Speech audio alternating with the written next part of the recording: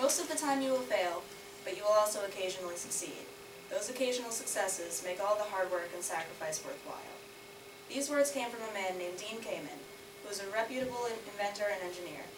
You may know him as the creator of the Segway, but many devoted robotics members know him as the founder of FIRST.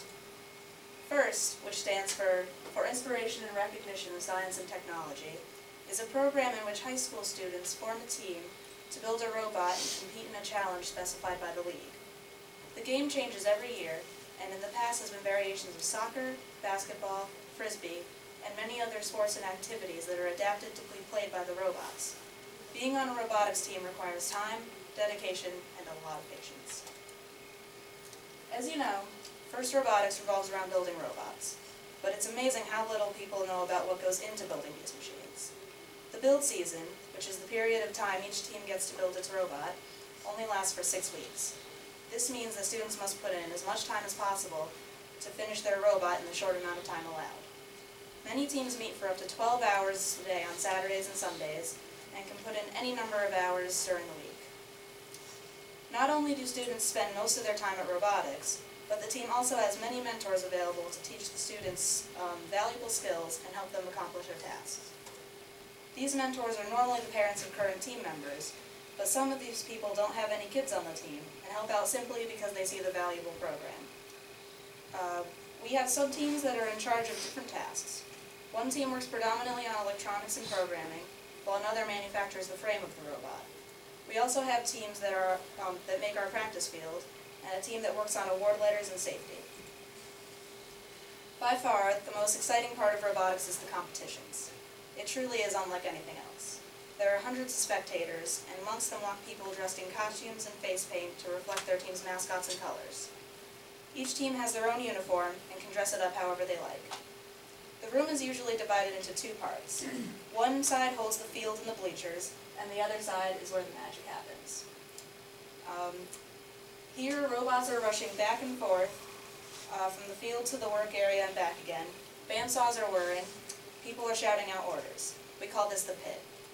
Each team has their own space to set up with any tools and parts they think they will need. This is where we keep the robot between matches and where we repair the robot whenever there is an unfortunate incident.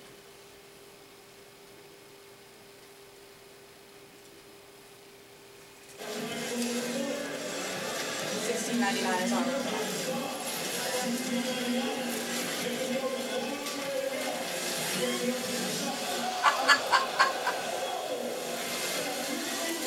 Luckily, we keep a crew to repair the robot on deck for when some of the other robots get a little more aggressive.